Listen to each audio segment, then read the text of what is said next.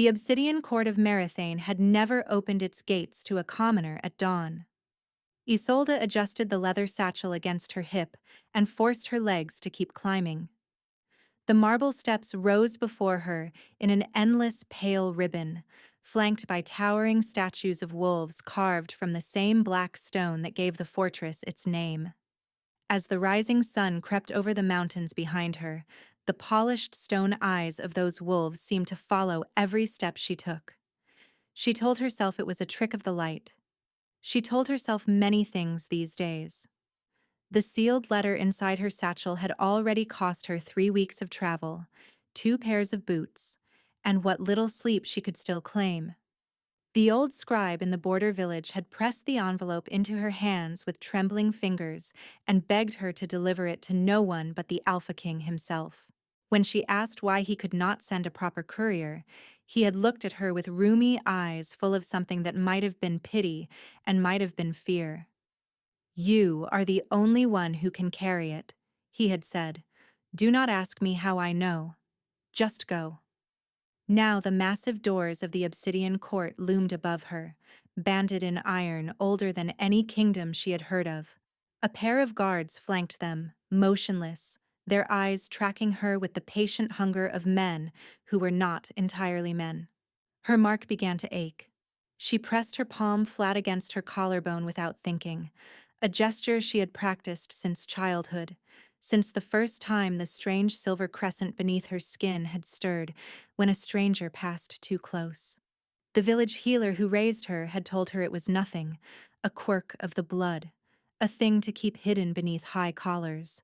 But the mark had never ached like this before. She took the last step. The left-hand guard turned his head with a slow, deliberate motion. His eyes were amber, the impossible amber that haunted every story her village elders had whispered, and they narrowed when they settled on her face. "Your business," he said. His voice was like gravel rolled in honey. "I carry a letter," Isolde answered, and she was proud that her own voice did not shake. "For the Alpha King, from the household of the scribe Parsival of Tarnhollow. I was instructed to deliver it by hand." The other guard stepped forward. He was younger, the same unnatural stillness on his shoulders. He looked at her for a long moment, and she felt her mark pulse twice beneath her palm. "Open the satchel," he said. She did. She showed him the letter, still sealed, the wax stamped with a symbol she did not recognize, 2 crescents overlapping beneath a single star. The younger guard looked at the seal, and something flickered across his face that he did not let the older guard see, a recognition he did not voice.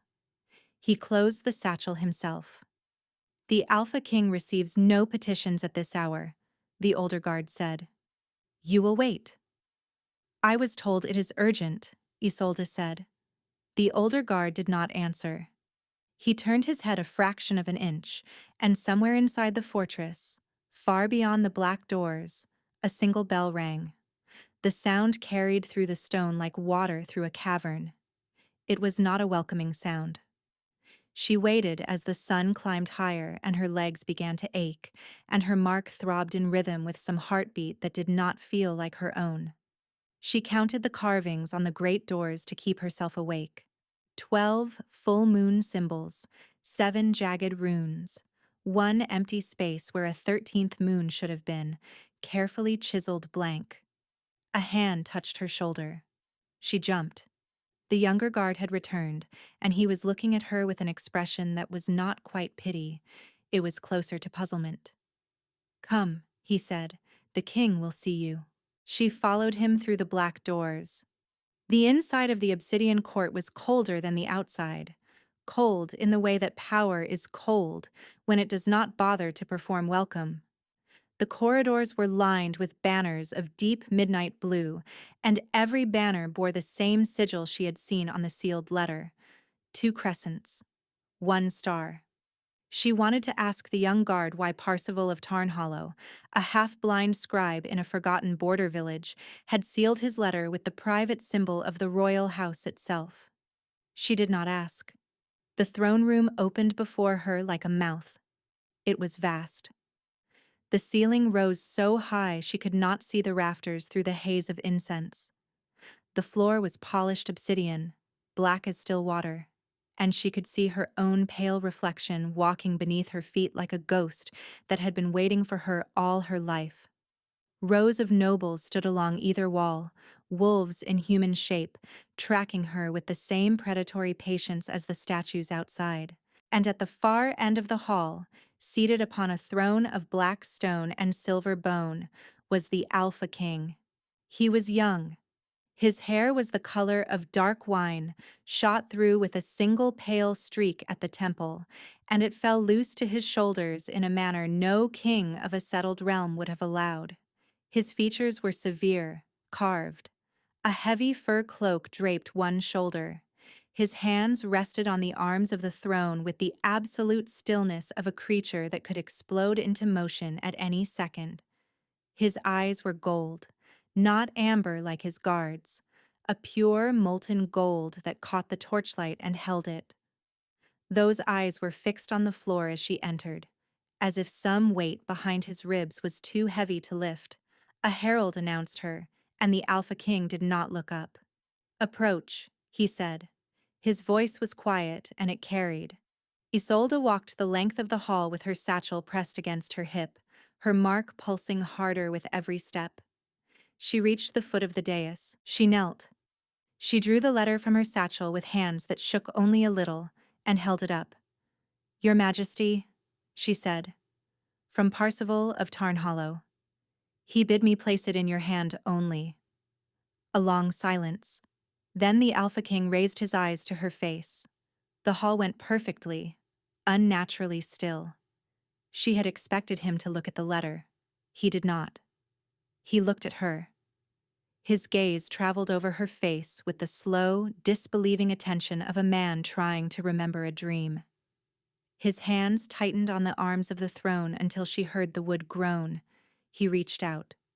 He took the letter from her fingers without looking at it. He broke the seal without looking at it. His eyes did not leave her face. He glanced down at it for no more than the space of a heartbeat. And then he looked at her again, and Isolde felt the world tilt beneath her, because the Alpha King of Marathane was looking at her the way a drowning man looks at the shore. He was looking at her as if he had been waiting, perhaps his entire life, for her to walk through those doors. Her mark flared so hard she gasped. The Alpha King rose from his throne and descended the dais in 3 long strides. He stopped 1 pace from her, and his gold eyes were wet. "What is your name?" he said. "Isolde," she whispered. "Isolde of Bryn Mawr." His breath left him as if she had struck him. Then the doors of the throne room crashed open behind her. A woman swept in, tall and glittering, her black hair bound in 100 tiny braids, her gown the deep crimson of arterial blood. She called out across the hall in a voice pitched for the ears of every noble present. "My love," she said, "you were meant to be in the South Tower an hour ago. What on earth is keeping you?" The Alpha King did not move. His eyes did not leave Isolde's face, but Isolde saw the woman in crimson stop mid-laugh, saw her eyes find the scene at the foot of the throne, saw those eyes narrow, sharpen, and catch on the sealed letter in the king's hand and on the kneeling girl at his feet. And she saw the woman smile.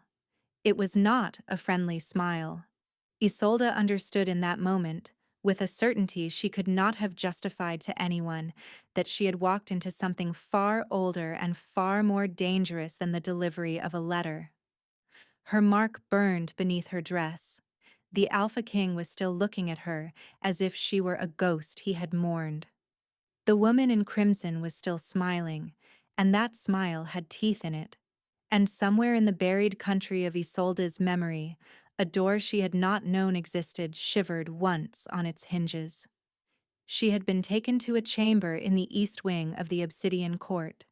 The room was larger than the entire cottage she had grown up in. Stone walls hung with tapestries of running wolves, a bed draped in midnight silk, a window that opened onto a sheer drop toward a pine forest so dense it looked like the edge of the world. 2 women had bathed her without speaking.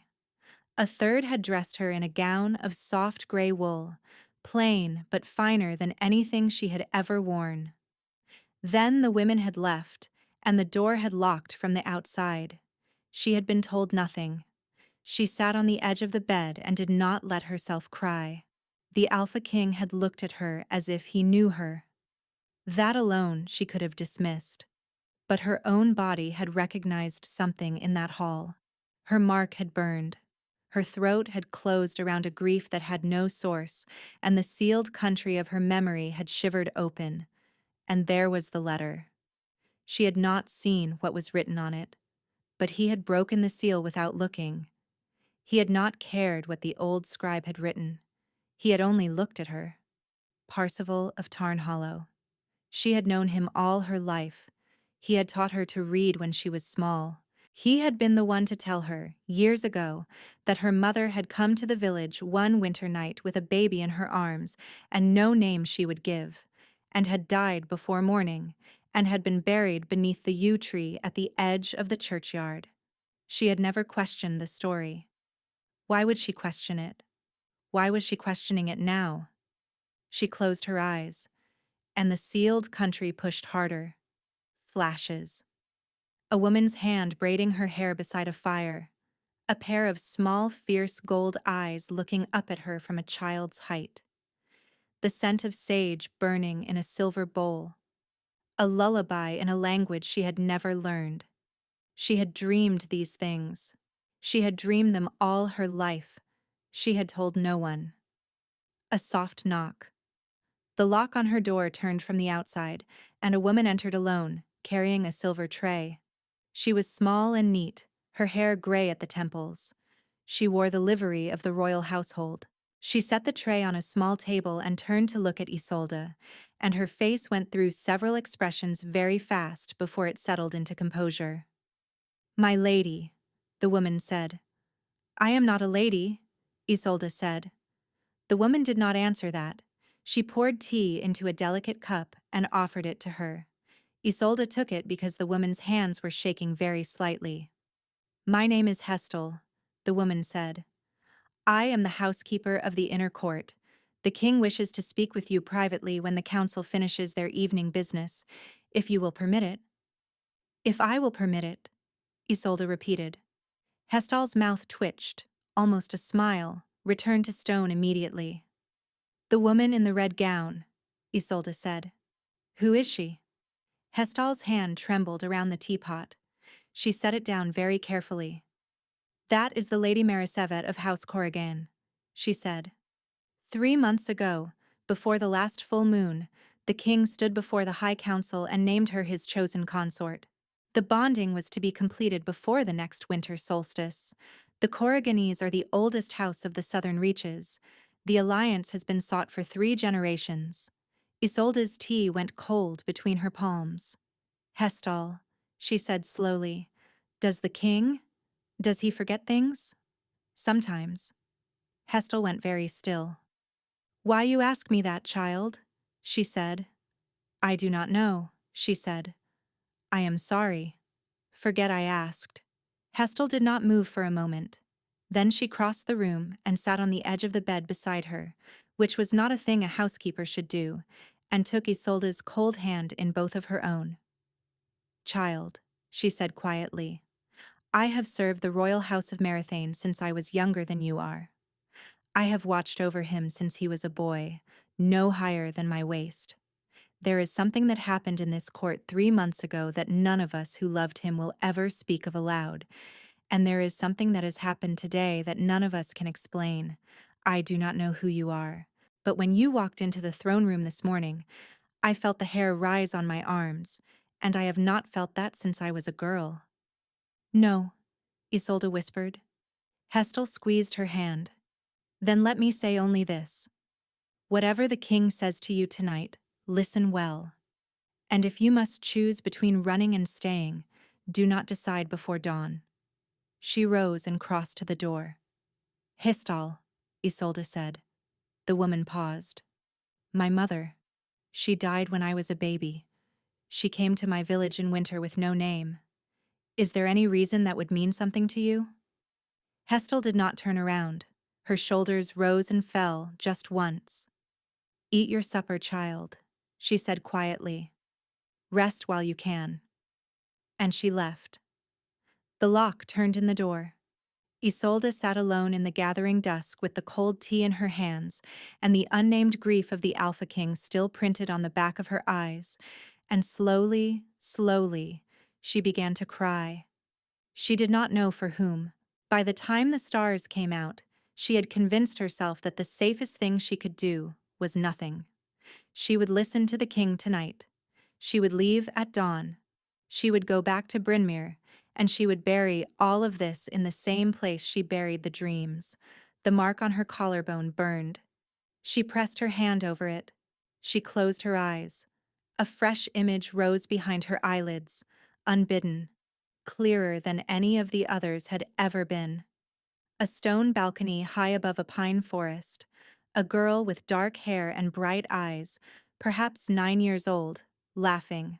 A boy with wine-dark hair laughing back, his gold eyes narrowed with mischief, his small hand gripping the girl's small hand, his voice pitched in the absolute seriousness only children can produce. I promise, the boy was saying. No matter what they do to us, no matter what they take, I will find you again. I promise, the girl said back. Isolde opened her eyes. Her heart was pounding so hard she could feel it in her teeth. That was a memory. That was not a dream. The door of her chamber rattled against its lock. Isolde leapt to her feet. Her cup of cold tea fell from her hands and shattered on the stone floor. The lock rattled again. Not the polite turn of a key. Something was working at it from the outside. Then the handle wrenched and the door slammed open and a man stood framed in the torchlight of the corridor. Older, heavier, his hair silver, his livery stained. He held a long, slim blade in one hand, and the tip of it was wet. Lady Marisevet sends her regrets, he said. And he came for her across the room. Isolde moved without thinking. She had grown up in a village where the woods pressed close to every back door, where every child learned young that the second you froze was the second you died. Her body remembered before her mind did. She dove sideways, and she felt the cold bite of the steel graze her upper arm before she twisted behind the heavy oak post of the bed. The man was fast for his size. He kicked the bed aside as if it weighed nothing. Her mark was a white-hot coal now. The sealed country had blown open, and through it memory and instinct and something older were coming up out of her. Her hands found the heavy brass candlestick on the bedside table and she swung it up and across even as the man's second thrust came. It connected with the side of his head. Not hard enough to drop him. Hard enough to stagger him. She ran. Not for the door, he was between her and the door. For the window. She flung herself at the heavy glass and the leaded frame gave with a crack, like breaking ice, and she went through it in a shower of fragments, and only as she was falling did her mind inform her that she had just leapt from a tower. She did not fall far. There was a ledge. Her feet found it the way a dancer's feet find a step she has practiced 1,000 times, and she landed in a crouch against the cold stone. Below her, the pine forest dropped away into blackness. Above her, the broken window framed the silhouette of the man with the blade, and other voices were answering him from deeper in the fortress. The ledge ran along the outer wall. She ran along it. She found a place where an old ivy, thick as her wrist and gnarled as a rope, climbed the outside of the wall, and she went down it hand over hand. Her feet hit the earth of the fortress garden. She stumbled. She kept running. There was a gate in the garden wall. It was latched, but not locked. She threw it open, and then she was in a narrow alley between the outer wall and the edge of the pine forest. And then she was in the pine forest itself, and the dark closed over her like water. She ran until she could no longer hear shouting. She dropped to her knees behind the moss-covered trunk of a fallen pine and pressed both hands against her mouth to keep the sound of her own weeping inside. Her arm was bleeding. Her feet were bare. Her gown was torn. "A promise," said the voice of the boy in her memory. "I will find you again." She pressed her forehead against the moss, and then, very far away but coming closer, she heard the howls. Not one, not three, a dozen at least, a great full-throated chorus, spread across a broad sweep of forest, calling and answering in a pattern she could almost understand, as if she had known in some other life how to listen to them. They were coming. She forced herself back to her feet. She ran again. The pine needles sliced her bare feet. A root threw her flat, and when she pushed herself up, her palms were black with loam and her elbows screaming. But she ran. The howls were closer now. One of them was directly behind her. She looked over her shoulder for a single heartbeat, and she saw, between the black columns of the pines, a wolf the size of a small horse running silent and low through the undergrowth, its eyes molten gold, its fur the color of dark wine. She understood. In a place far below, thought that the Alpha King had come himself. She ran harder. The trees opened. She stumbled out into a small clearing, and she turned at bay with her back against the broken stump of a lightning-struck oak because she could not run another step. The great wolf came through the trees and stopped. It stopped 10 paces from her. It did not advance. It did not snarl. It stood with its massive head lowered, its flanks heaving, its gold eyes fixed on her face the way they had been fixed on her in the throne room. And the chorus of other howls died away, all at once, as if some silent order had gone out. "Please," she said. Her voice cracked. "Please do not come any closer." The wolf did not come any closer.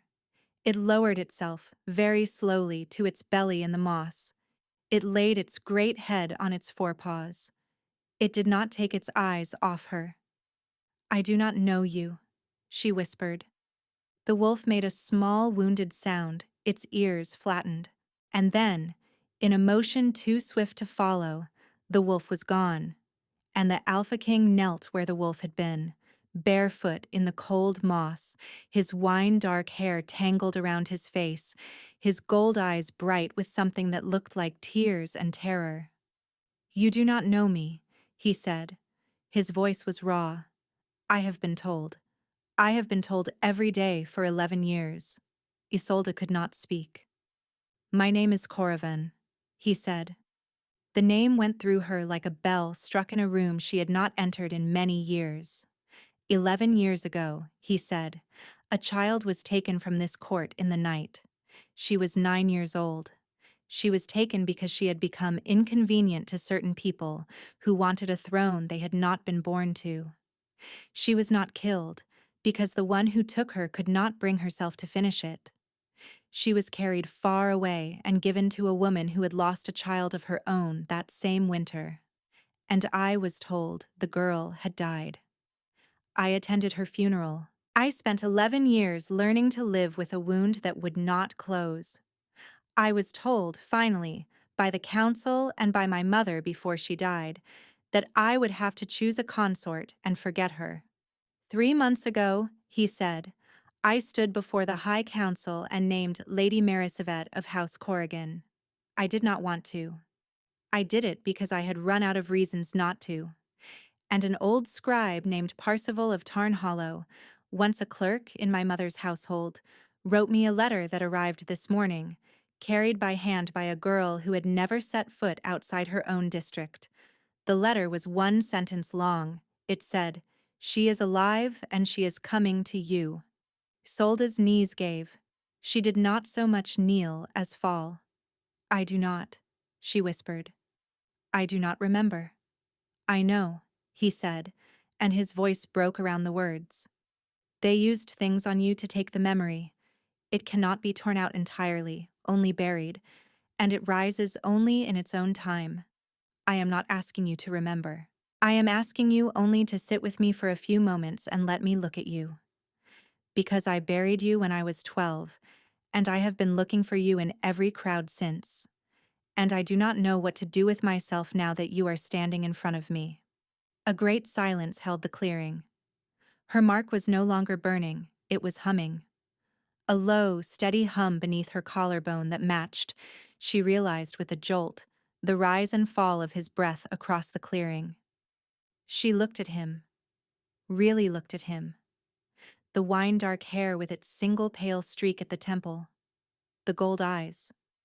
And behind them, through the opened country of her memory, another face laid itself over his like two pieces of glass, set one on top of the other.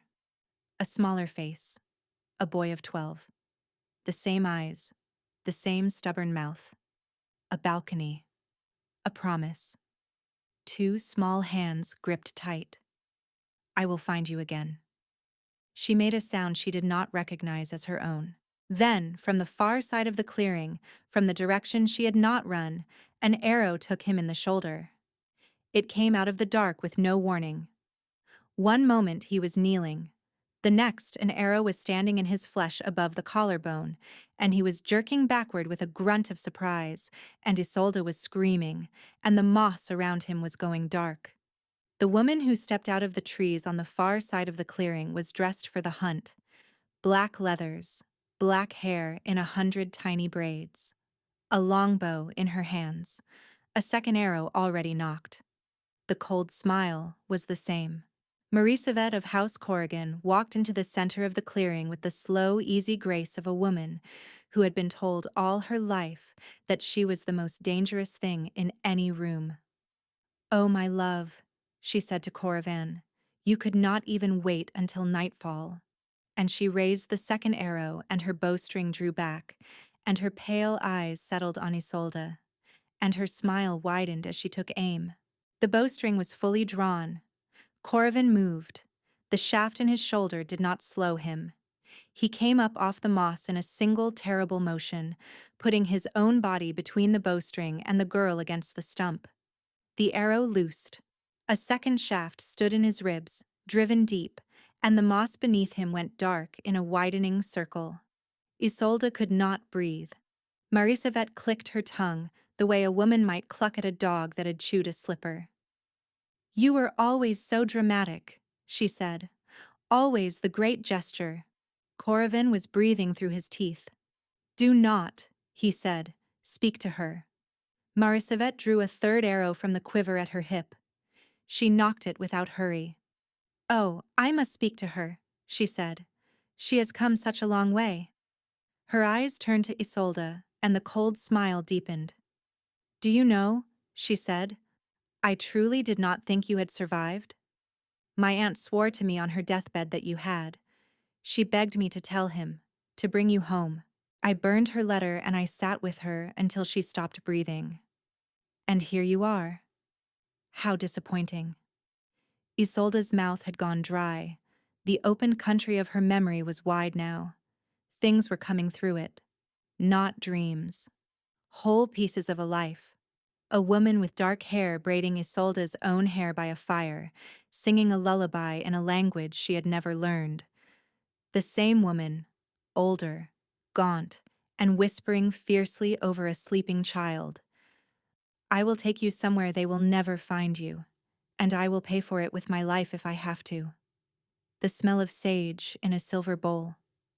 A woman's hand pressed hard against a child's forehead, and the warm liquid forced past the child's lips, and the woman weeping even as she did it, saying, "Forgive me. This is the only kindness I have left to give you." She remembered the taste, bitter, cold. And afterward nothing at all, until she had woken in a small stone cottage beside a healer she did not know, who had called her by a name that was not her name. Her mother had not died of the winter cough. Her mother had taken her out of this court 11 years ago. Her mother had fed her the draught that sealed the country. Her mother had hidden her in Brynmere and stayed behind somewhere to die for her daughter. And her mother had been Marie Savette's aunt. Isolde looked at the woman with the drawn bow. "You," she said. Her voice did not shake. "You are my cousin." Marie Savette's smile faltered, only for an instant, but Isolde saw it. So the milk did not take after all, she said softly. What a pity. My aunt was supposed to give you the full dose and let you sleep forever. She could not do it. She ran instead. She hid you. She spent her last years in a hole somewhere praying I would never find her, and I never did, because I had you declared dead and I stopped looking. Stop, Corvin said. He was on both knees now, one hand pressed to the arrow in his ribs. Blood was coming from his mouth. Marisavet. Be quiet, my love, she said, not looking at him. I will deal with you in a moment. She drew the bowstring again and sighted on Isolde's throat. The hum beneath Isolde's collarbone became something else. She could not have described it afterward. She could only say that it was as if, for all her life, she had been holding a breath she did not know she was holding. And in that moment her lungs filled. A great silver light bloomed under her skin, not on it, beneath it, as if her veins themselves were lit. Her mark on her collarbone was no longer a mark. It was a brand of cold fire. She had been a child of the silvered line, a child born inside these walls to a mother who had served the queen, a child born with the rare inheritance that ran through the deep line of the royal wolves, the gift that came only once every few generations, the gift that Marisavet had needed her not to have. A hunter's gift, the gift of binding. Isolde raised her hand. She did not know what she was doing. Her body did. The silver fire along her veins surged into her palm and stood there, a small cold star cupped in her fingers, and she looked at Marisavet across the clearing and she spoke one word. Stop. It was not loud. It did not need to be. Marisavet's hand opened. The arrow fell out of her fingers. She took one stumbling step backward and her bow clattered into the moss. Her face, for the first time, went white. Then Corvin's wolves came through the trees. They did not howl. They came on silent paws from every direction, a ring of them, 10, 20, more, forming a wide circle around the three of them. The one who seemed to lead them was a lean, gray-furred creature with a white scar across its muzzle. It stopped at the tree line, fixed its eyes on Marisavet, and did not move. It was waiting for an order. Isolde realized, with a distant part of her mind, that it was waiting for her order, that the gift of binding had found the moment it woke, and the pack it had been born to command. She did not give the order to kill her cousin. She lowered her hand. Corvin, she said. The arrows. He was on his side in the moss now. He had fallen while she was binding Marisavet, and her heart lurched violently when she saw the color of his lips. She went to him on her knees in the blood-black moss. She took his face in her hands. His skin was too cold. Do not, she said. Do not. You just found me. I found you, he said. His breath was shallow. Lyrane, he said. She did not know the name. She did. Her name. The name the boy on the balcony had called the girl whose hair he had tugged. The name her mother had sung into her hair by the fire. Lyrane, she whispered back. And yet it fit. The gray-furred wolf with the scarred muzzle was suddenly beside her. It shifted in a blur of motion, and a man crouched where the wolf had been, lean and silver-haired and sharp-eyed. He took one look at Corvin and his face set into stone. The arrow in his ribs is poisoned, he said flatly. Wolf sleep and silver root. He has minutes. No, Isolde said. My lady, I am sorry. I am first hunter to the king. There is no antidote that will reach us in time. Put your hand here, Isolde said. She grabbed his wrist and pressed his palm against the shaft in Corvin's ribs. Hold the wound. She pressed both her own hands against Corvin's chest. She did not know the shape of what she was doing. There was something in her that her mother's hands had known. She shut her eyes. She pictured the boy on the balcony with the stubborn mouth. She pictured him grown. She pictured him not dying. The silver fire along her veins surged out of her and into him. Corvin arched. His body went taut. The first hunter swore under his breath and kept his palm clamped on the arrow. The moss around them glowed pale for a moment, and then the arrow in his ribs pushed itself out of the wound of its own accord, inch by slow black inch, as if something inside him had decided to expel it. The one in his shoulder followed. The wound in his ribs closed beneath her hand. Not all the way. Enough. Corvin drew a deeper breath. He coughed. His color was still bad, but his eyes cleared. "My lady," the first hunter said, and his voice had gone careful. He was looking at her the way a soldier looks at a standard raised in a battle he thought was lost. "My lady, what are you?" "I do not know yet," Isolde said. She turned her head. Marie-Savette was still standing where the binding had caught her, her arms loose at her sides, her mouth working silently. She was struggling. Isolde could feel it through the thread that held her, could feel the fury pushing against the order. But the word had been spoken with the old craft, and it did not let go until it was told to let go. Isolde rose from the moss. She walked across the clearing to the woman who was her cousin. "Why?" she said. Marie-Savette's lips pulled back from her teeth. "Because it should have been mine," she hissed. "The gift, the blood, the throne beside him. My mother was your mother's elder sister." The silvered line passed her over and went to the younger. "When it should have been mine." "So you tried to erase me," Isolde said. "I am trying still," Marie-Savette said, and she smiled through the binding, the smile bloody now from where she had bitten her lip. "You may have me for the moment, but you do not have my father. You do not have my brother. You do not have the half of the southern reaches that has agreed to unseat him. The hunt is larger than me." She laughed. It was a dreadful sound. "You have a full day," she said, "before the trap closes. At dawn tomorrow, the southern banners rise. By the following dawn, whoever sits on the obsidian throne will sit there because my family put them there. And it will not be him, and it will not be you." Isolde looked at her for a long moment. Then she turned her back on her and walked to where the first hunter was helping Corvin to his feet. Corvin was upright, leaning hard against his first hunter, looking at her with eyes that had waited 11 years for this. "Corvin," she said. "Yes," she said, "we are going to be in a great deal of trouble before this is over." "I know." "I do not remember you yet," she said. "Not all of it. I remember a balcony. I remember a promise. It is not enough. I do not know if the girl you lost is still in me to find." He closed the distance between them. He did not touch her.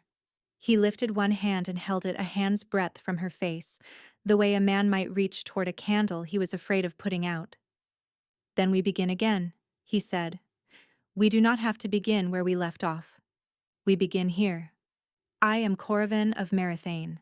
I am very glad to meet you." A small broken laugh came out of her. "Lorraine," she said. "Solde of Brynmere. Also Lorraine. I am told I am going to take some explaining." "I have time," he said. They rode for the obsidian court before moonset. Corvin would not be carried. The first hunter, whose name was Relmar, gave way only because there was no time to argue. Relmar sat Isolde in front of him on his great black stallion. Corvin rode close at their flank on a horse the scouts had brought up. The rest of the pack had gone ahead toward the fortress gates.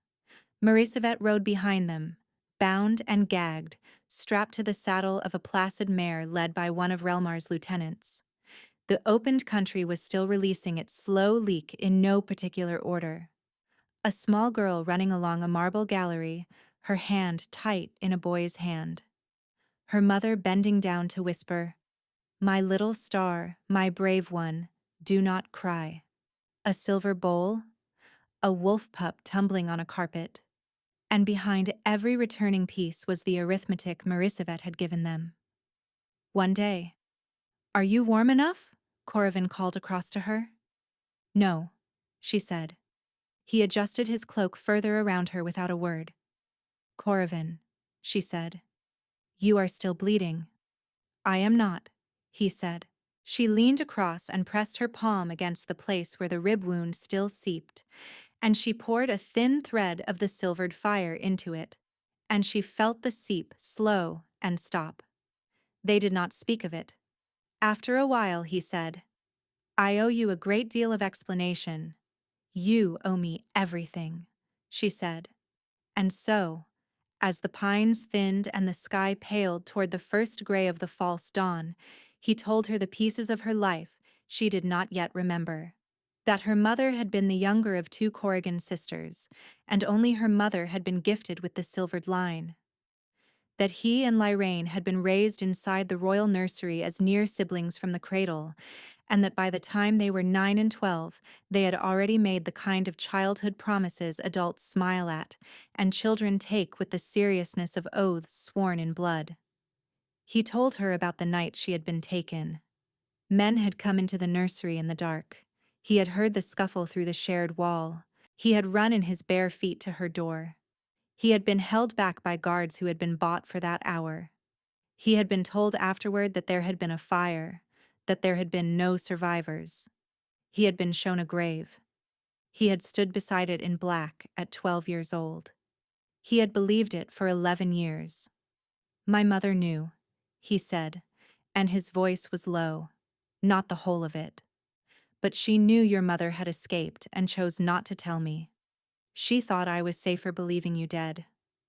Your mother moved with you from village to village, feeding you a draft each month to keep the old memories down and the silvered line from waking until you were grown. When she began to die, she took you to Brynmere. She placed you with a healer who had lost a daughter of her own. She told Parzival, who had been a clerk in my mother's household, that if you ever began to wake on your own, he was to send for me. He watched you for 11 years. Naming Marathane 3 months ago was not ambition, he said. I detest her. Her father offered me his daughter and the southern reaches, and the alternative was civil war. My mother begged me on her last night to accept. I have not touched her. I have not shared her table since the naming. 3 weeks ago, Parzival wrote that the girl he had been watching over had begun to ache at the collarbone. Marathane had a spy in his village. She knew. I did not. She would have killed you at the gate, except that Parzival chose the day of a public audience so that you would not be turned away quietly in the dark. The old man outplayed them all. The sky was grayer now. Why send me at all? Isolde said. Because the silvered line would not have settled. Once it begins to wake, it does not go back down. You would have come apart in your cottage, one piece of yourself at a time, with no one to help you, and with hunters eventually arriving. He sent you to the one person who had any chance of standing beside you through the waking. Isolde could not speak for a while. When she could, she said, Corrigan, the boy on the balcony, the promise. Did I promise you anything else? His silence was a long one. You promised me, he said, that when we were old enough, if we still wanted to, we would ask the Queen whether we could be bonded properly one day. We were children. My mother overheard us. I do not hold you to it. You are not required to be anything to me that you do not choose. What I am not prepared for is watching you die a second time. So you will stay close to me until the southern banners are broken, and then, if you wish, you may go back to Brynmere. I understand, she said, and also, I am not going back to Brynmere. No, he said, very quietly. No, she said. The trees were thinning. The dark bulk of the obsidian court began to appear through the pines. The gates of the fortress were already open. That was the first wrong thing. There were no guards on the walls. There were no banners in the morning wind except one. A single enormous banner had been raised on the central tower. It was not the two crescents and the star of House Marathane. It was a black field with a silver thorn branch upon it, and Corrigan drew in a harsh breath beside her. House Corrigan, he said, they have taken the fortress. Before the southern banners, Relmar said. They did not wait for the dawn. A rider broke from the pines to their left, and came hard up the slope toward them, a young wolf soldier with blood on his sleeve and his eyes white around the edges. "My king," he gasped. They took the inner court at midnight. Lord Halimar rides in from the south with 300 men. Half the night watch opened the gates. Hestal and the loyal staff barricaded themselves in the kitchens with the children of the noble wards. And Halimar has let it be known that if you do not present yourself at the gate by noon to answer for the murder of Lady Merisavet, he will have them executed one by one beginning at midday. Isolde's hand went cold. "He means to try you for it at noon," the rider said, "or to have his excuse to execute the staff as accomplices if you do not come." "Hestal," Isolde whispered. "She is in the kitchens," the rider said. "She will go out and give herself for them." "I know she will," Corvin said. He was silent for a long moment. Then he turned his head, just slightly toward her. He said, very quietly, "We have 6 hours." The small war camp gathered in a glen behind the tree line. Relmar's pack came in by ones and twos out of the pines, shifting into their two-legged forms as they crossed into the firelight. By mid-morning there were perhaps 40 men and women around Coravan. 40 was not enough. Halimar had 300 inside the walls, plus another 50 turned watchmen. Coravan's own loyal heart guard were alive, but disarmed and locked in their own barracks. They could not storm. They could not lay siege. There was no time. Coravan listened as each of his captains gave the situation in terse, low phrases. When the last had finished, he said nothing for almost a full minute. Then he lifted his head. "Bring Merisavet," he said. They brought her. Relmar pulled the gag down from her mouth himself. Merisavet worked her jaw, spat, and then smiled. The smile was smaller now, but it was still there. "I am going to walk to the gate at noon," Coravan said quietly, as if telling her a piece of private business. "I am going to answer your father's summons. I am going to let him arrest me in front of the household. I am going to do this because if I do not, he will begin killing my people at midday. I will not purchase my throne with their blood." Merisavet's smile widened. "So you have come to your senses at last." "No," he said. "I have come to a different arrangement. You will walk in with me, alive and well, and you will announce to the household that you were taken by rebels in the woods, and that I freed you and escorted you home. You will tell your father that he has been deceived about events in the forest, and that there was no murder. You will do this publicly and on the record, because any other story you tell dies with you in the next 10 minutes. Merisavet laughed. "Kill me then. You have an hour." "I will not kill you," he said. "I do not have to. Lyrane will speak the binding on you again before we walk through the gate, and she will hold it until we stand in the inner hall, and she will loose it the instant your father moves against any of my staff. The next word she speaks is not mine to decide." Merisavet's eyes went to Isolde across the fire. Isolde did not drop them. "I do not know yet what the second word would be," Isolde said. "I did not know the first either, until my mouth used it. I would rather not find out what comes after stop, Merisavet. But I will find out if you make me." Merisavet was quiet. "You will walk your father's men down," Coravan said. "You will sit beside me in the hall while I address the household. You will retire afterward to the south, alone, with none of your family, and you will take a writ of exile. You will board a ship, and you will never return to Marathane, and for that, you will live." "Do you truly believe," Merisavet said, "that my father will listen to me over his own war? I believe that if his daughter walks in on my arm and tells him she was not murdered, he will not burn his own political life to the ground in front of his allies over a lie," Coravan said. "He will take the daughter who is alive over the war that is lost." She was silent for longer this time. "Afterward," she said softly, "you will go ahead with the bonding, of course." "No," Coravan said. "You want the village girl," she said. "You want her crowned. The silvered line on that throne has not walked these halls in 6 generations. Half your lords have never seen it." They will test her. The South will not be the last house to rise, Corrivan. It will only be the first. Let them rise, he said. I will meet them with her beside me. Marie-Savette looked at Isolde over the fire.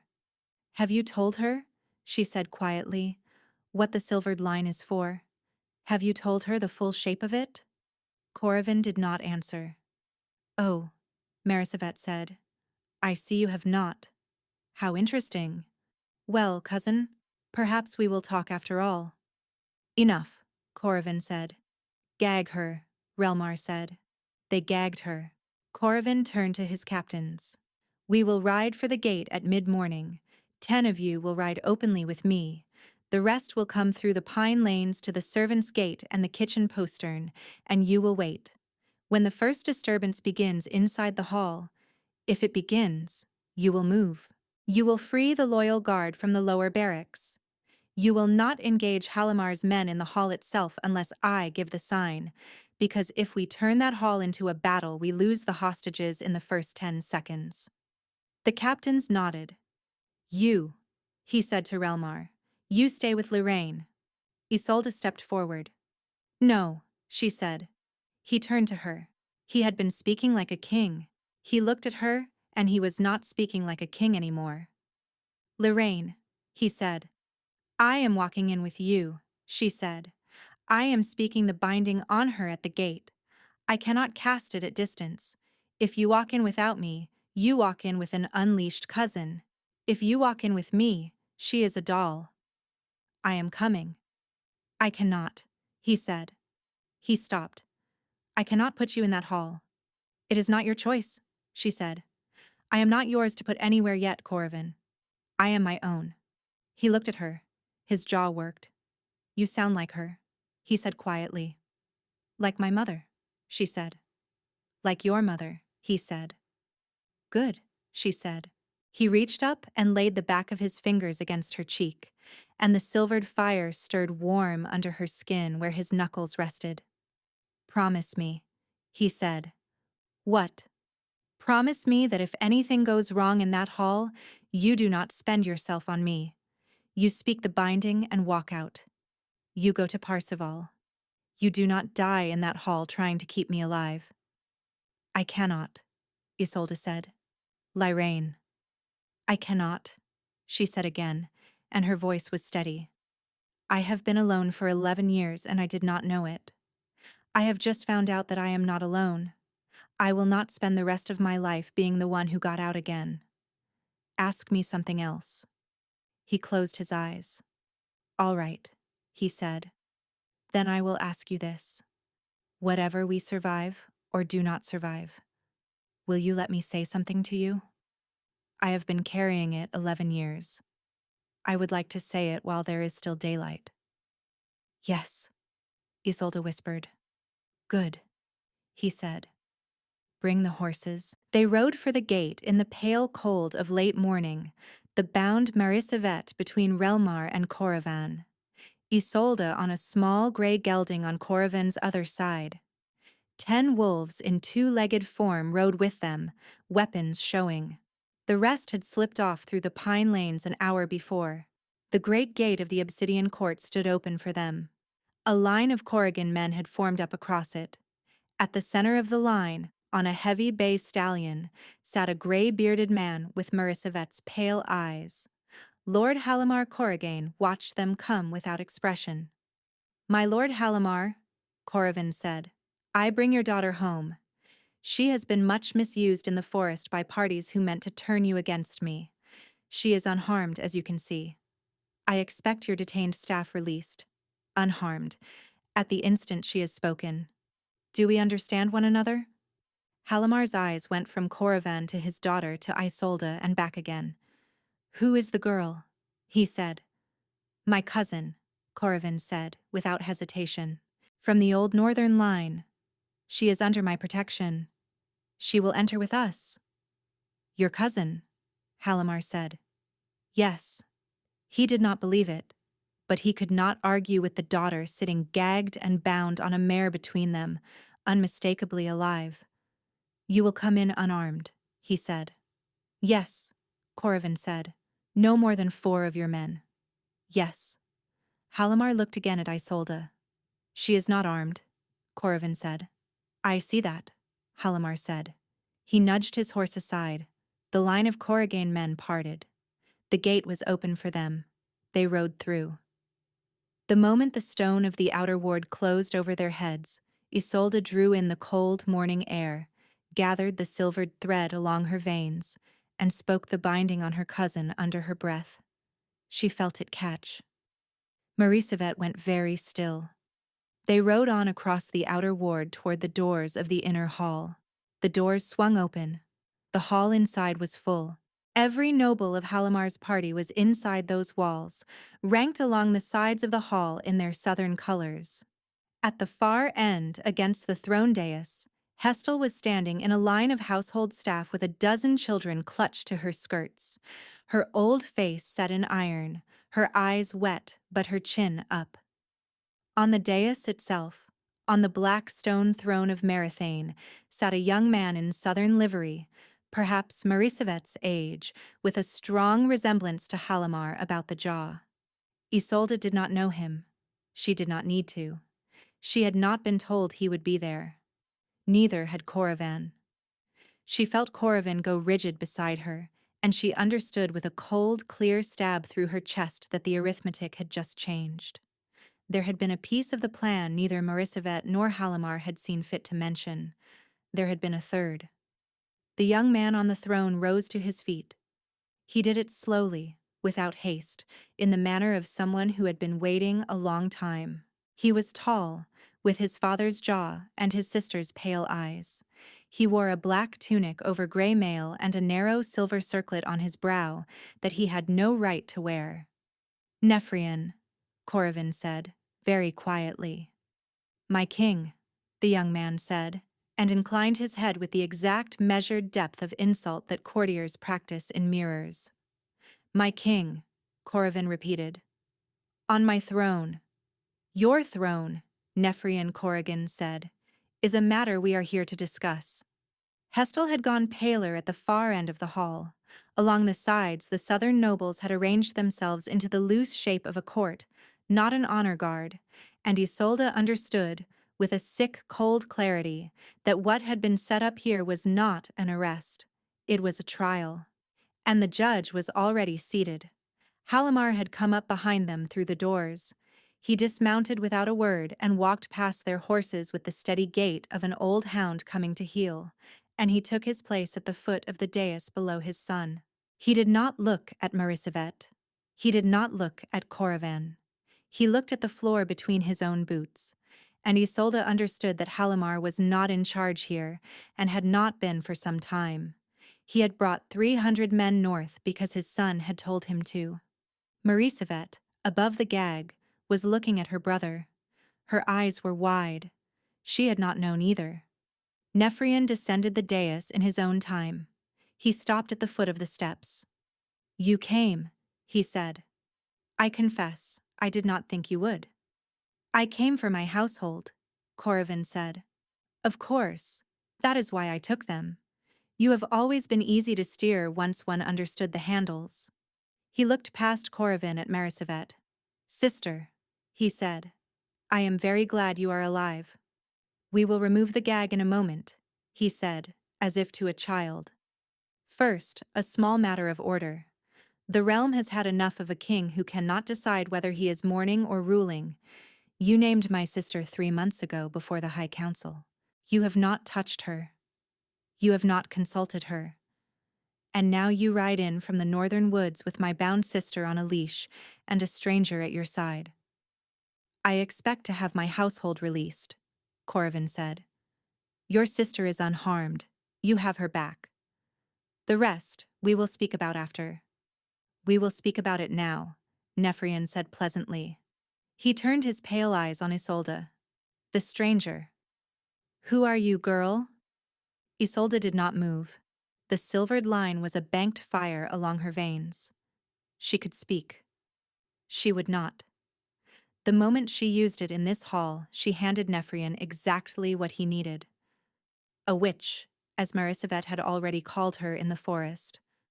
A reason. I am Lyrane of House Marathane, she said calmly, daughter of the Lady Saravian Corrigan, who served the queen. I was taken from this court as a child of 9. I have been 11 years in the northern villages under another name. I returned this morning. I will be presented to the High Council in the proper form when the council is next summoned. Until then, I stand under the king's protection as his kinswoman. The hall was silent. Marisavet, above the gag, made a small sound that might have been a laugh. Nefrian did not move for a long moment. Then, slowly, the corner of his mouth lifted. Saravien's girl, he said softly. Saravien's girl. He turned and looked at his father, and for the first time Halimar lifted his eyes from the floor and met his son's gaze, and Isolde saw an entire quiet argument pass between them in the space of 2 breaths. Halimar had not known. He had been told a girl died in a fire 11 years ago, and had let himself believe it. He had come north to collect his daughter. His son had come north for something else. Saraviani's girl, Nefrian said to Isolde a 3rd time, savoring it. Oh, how very clean. All of the inheritance in one room, at last. I had thought we would have to go hunting for you for another 5 years. You will not hunt her, Corvin said. Dear heart, Nefrian said. I already have. You simply delivered her. He lifted one gloved hand. The southern nobles shifted. Not all of them. Perhaps half the men straightened, set their weight, and settled their hands near hilts. The other half did not. The other half had been brought north by Halimar for a different errand and were watching Halimar, not the sun in the circlet. Half the hall. She had half the hall. Her mother whispered in her memory. Not the full binding little star. Not in a room of men. You cannot hold that many. You will tear yourself open. You must speak the smaller word. The one for truth. Do you remember? She did not remember. She did. She turned, just slightly, on the small gray gelding, and she faced the half of the hall that had not moved, and she drew breath. She spoke a single soft word in a language she had not been taught in this life. It was smaller than the binding. It went through the hall not as a command, but as a draft of cold air, like a window opening onto winter, and the men along the walls who had been watching Halimar shivered, as if someone had said aloud a thing they had been thinking quietly, and then the oldest of them, a broad-shouldered, gray-bearded southern lord whom Isolde did not know, took one step out of the line and into the open floor of the hall. He said, To Halimar, not to the sun in the circlet, my lord. Is this Saravien's daughter? Halimar's mouth opened, it closed. He said hoarsely, Yes. Then we do not. The gray-bearded lord said, Kill her. Another southern lord stepped out, then a third. Not a rush. A slow, deliberate stepping forward of perhaps 15 men in southern colors, each of them taking a single pace out of the wall line, each of them turning so that their shoulders faced the dais where Nefrian stood in his silver circlet. Nefrian's face did not change, but the small crack of tenderness was gone. Father, he said quietly. Halimar did not answer. Father, he said again, with an edge. Halimar drew a long, unsteady breath. He looked at the gray-bearded lord. He looked at Marisavet on her mare, gagged and bound and alive. He looked at his son on the steps of a throne that was not his. Nefrian. Put the circlet down. Nefrian did not move. Put the circlet down, boy. Nefrian's hand went, not to the circlet on his brow, but to the hilt at his hip. It was the wrong hand. He should have gone for the circlet.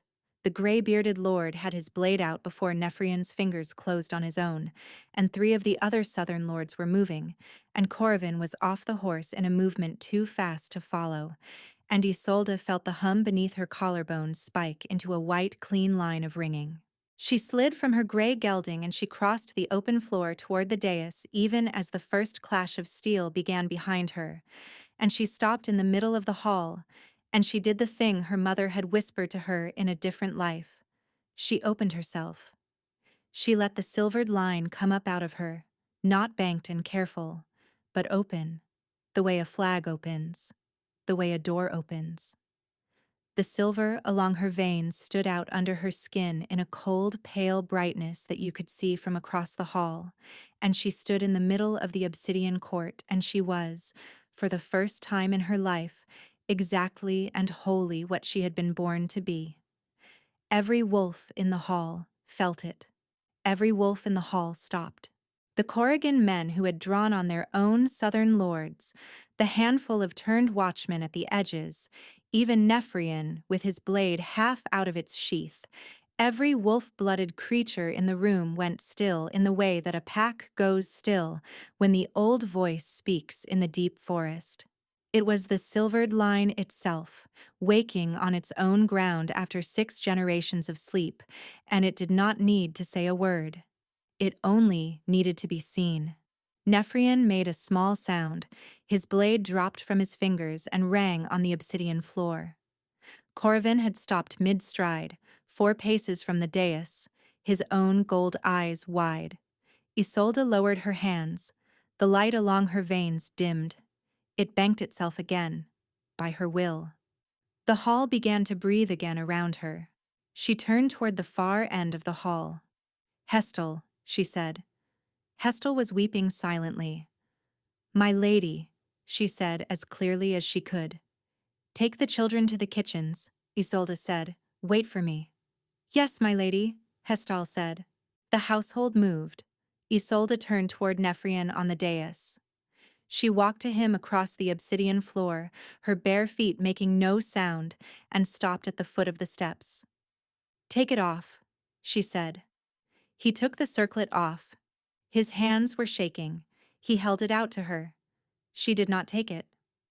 "Give it to your father," she said.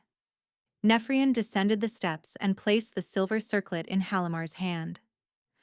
Halamar closed his fingers around it without expression, and then, with a slow care as if the metal were very heavy, he went down on one knee in the middle of the hall and set the circlet on the floor in front of him and bowed his head. "My king," he said. Corvin did not move for a long moment. Then he walked the rest of the way across the hall to his own throne. He did not sit in it. He stood beside it, one hand on the black stone of the armrest, and he let the silence hold for a count of 10. "My lord Halamar," he said, "you will ride south within the hour with your daughter and your son in your custody. You will place your son with the stone keepers at Halvanmore for not less than 10 years. You will place your daughter on a ship by the end of the month. You will not set foot in the northern provinces again in my lifetime. In exchange, your house retains its seat and its lands and its name. Your southern reaches remain part of the realm, and your 15 honest lords who stepped out of the wall line return home with their honor intact." "My king," Halamar said. "Yes, then rise. You have work to do before sundown." Halamar rose. He did not look at either of his children. He took his daughter by the arm, and he took his son by the other, and he walked them out of the hall without speaking. And the gray-bearded southern lord fell in behind him, and the rest of the 15 fell in behind the gray-bearded lord, and the hall began quietly and with no particular ceremony to empty.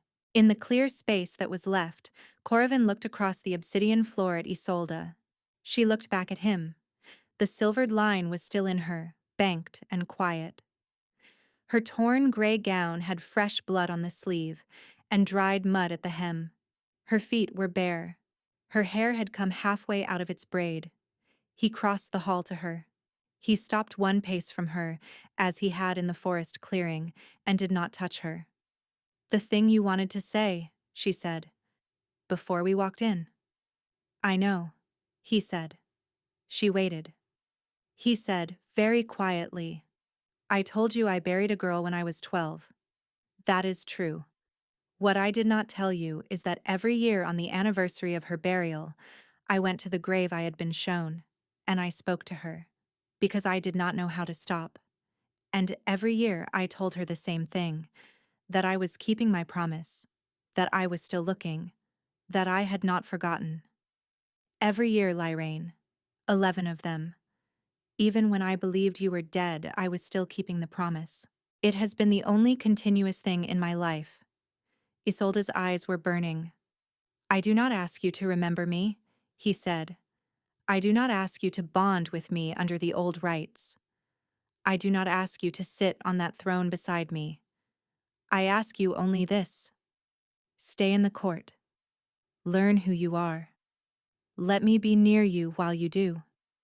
If, at the end of it, you want to go back to Bryn Mawr, you may have all of that from my hand.